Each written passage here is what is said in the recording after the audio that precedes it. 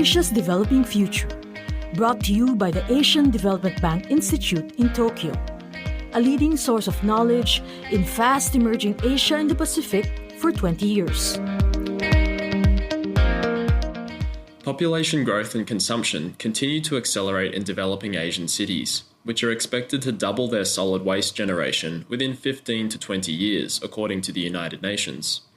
Other developed cities in the region, such as Yokohama, Japan, have experienced comparable trends, prompting greater government action to reduce environmental waste. ADBI and the city of Yokohama recently hosted Asian city officials and experts for a workshop examining solid waste management strategies and best practices. Among them, ADBI Senior Consulting Specialist for Capacity Building and Training Projects, K.E. Seetha Ram. In this podcast, Seetha Ram explains the growing pressure on municipal governments to address increasingly large amounts of diverse waste and innovative management approaches that are being adopted in the region.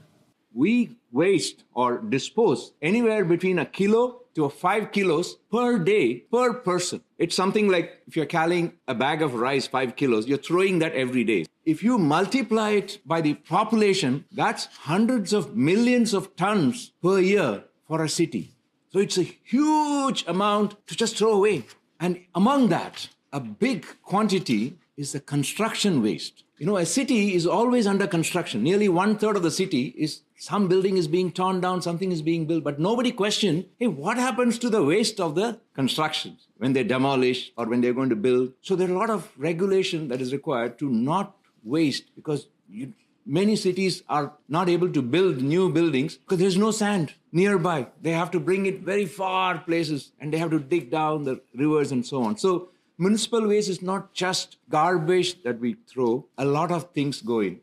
Seetha Ram goes on to explain waste management strategies and success stories from the region. So Singapore government came up with this master plan, which is a 10-year master plan, to become a zero waste city or country. They got a lot of inspiration from successful cities like city of Yokohama.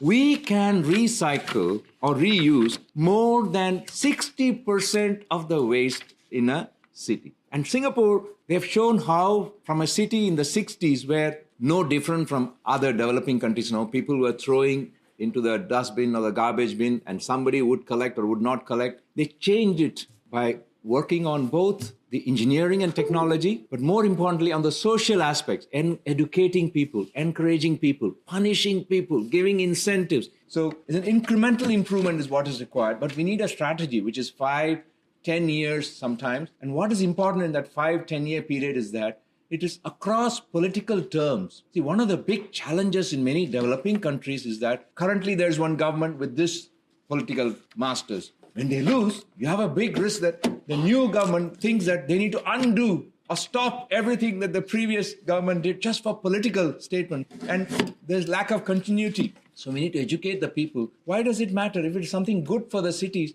it does not matter who is the leader. This is very important when it comes to these kind of strategies which are across political governments. So we need to be very cautious that we work such that they are not vulnerable to the political preferences and they don't become campaign issues. It should not be that one leader will say, I'll clean the city, another leader will say, I'll pollute the city, or I'll do another way, because there are not so many ways to keep the city clean. You have to continue doing the same. Seetha Ram concludes by describing how effective solid waste management practices keep a city functioning as an engine of growth. Cities create a lot of wealth for the nation as a whole, and especially their capital cities, they are the engines of growth. But in many countries, the revenues of the cities, like property tax or other commercial taxes, the cities don't collect them. Even those who collect them, they are not allowed to keep them. They have to give it to the central government and then they'll get a budget allocation. So it's important for the cities to be able to create the political consensus that a portion of those taxes need to be invested in the city to keep the city functional and be an engine of growth. This requires a lot of political consensus and also institutional arrangement so that it is shown as value for effort, value for money. It's always tempting to collect good revenue from cities and then distribute it to other areas, and it's necessary also. But we need some balances, and this is where the solid waste management and basic infrastructure like drinking water, sanitation, these are very high priority in cities, because if they don't function well, the city doesn't continue to be the engine of growth. This has been Asia's Developing Future. brought to you by the Asian Development Bank Institute in Tokyo. See the show notes for the transcript and related material. For more information about us, please visit adbi.org.